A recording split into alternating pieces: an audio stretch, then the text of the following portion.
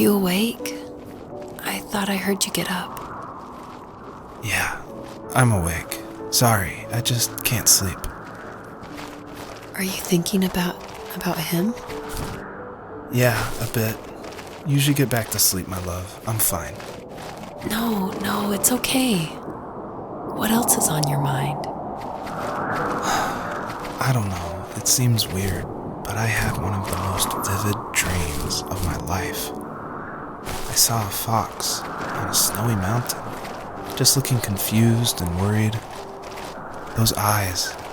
I can't get those eyes out of my head. She was running in the windy snow, looking for something. Do you think it has to do with you and what's been going on? I don't know. It was just a dream, Rachel. They're not meant to make sense. A lot's happened the past couple days, that's all. Well, if you're not going to sleep anyway, you should tell me. I want to hear. All right. So, not far from her home, she followed that path to something unexpected.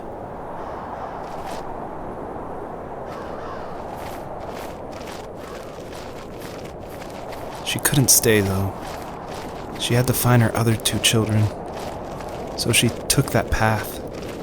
She followed it towards something ancient. Something with answers.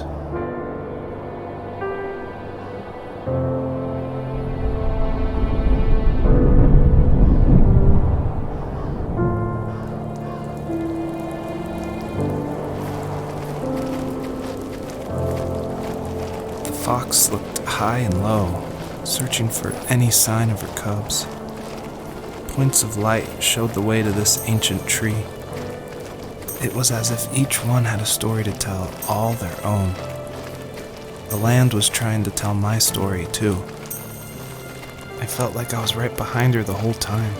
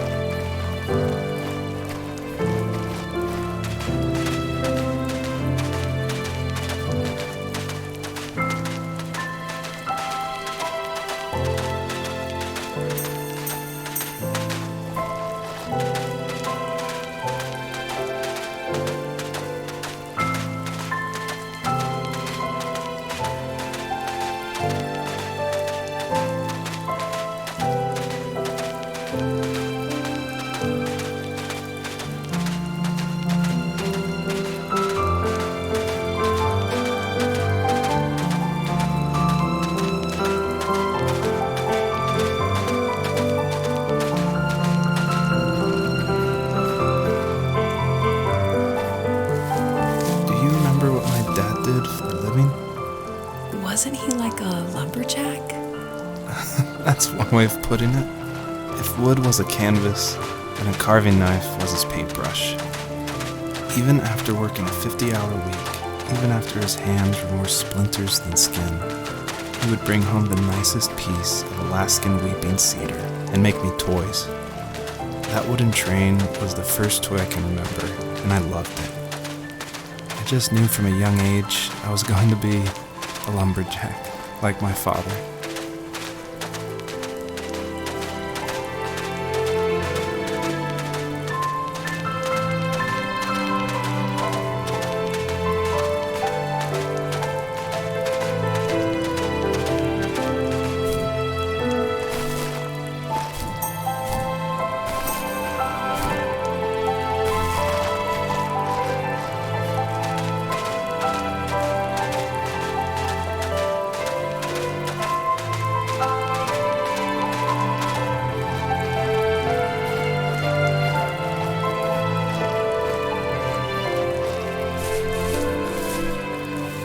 As a kid, did you ever do show and tell in your class?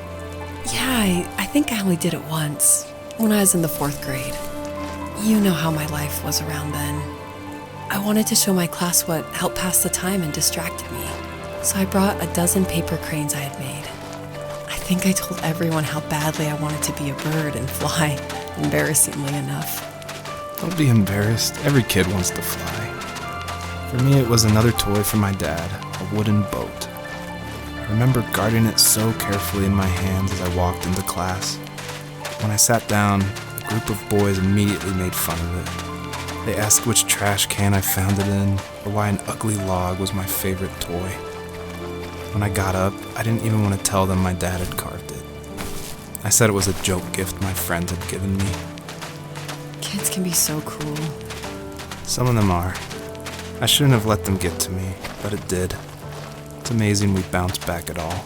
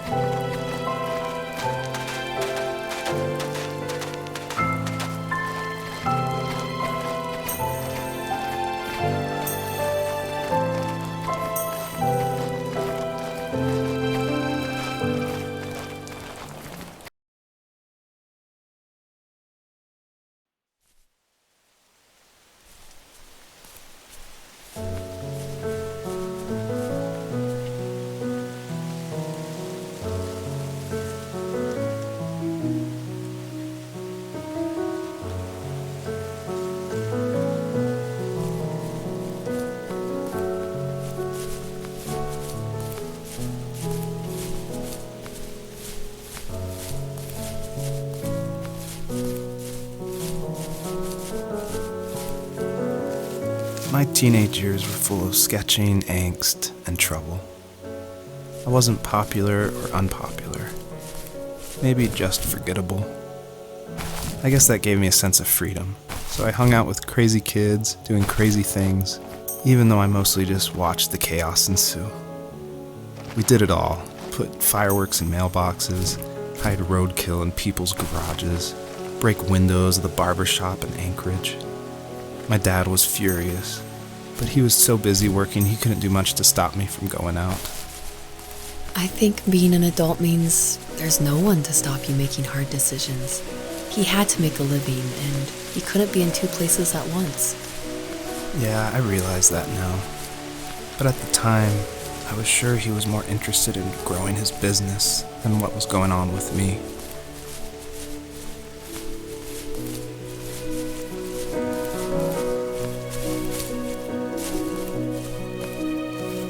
He was working another late night, and my friends were over, saying how bored they were and how they had come all the way out to my house for nothing.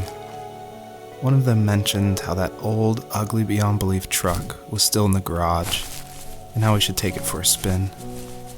I was only 15, so I kind of fought it for a while. The next thing I knew, we were careening around the mountain path, rocks spitting onto the sides of the cliff, while my dad's cringeworthy bluegrass blared out the speakers. I drove while my friends were in the back of that yellow and purple truck, throwing beer bottles and trash at anything remotely interesting. Felt like I was soaring in the air with borrowed wings. But all good things have endings. A cop outside of Eagle River pulled us over after he saw us send a bottle rocket into someone's yard. What followed was a long night of talking to disappointed adults and feeling smaller than ever.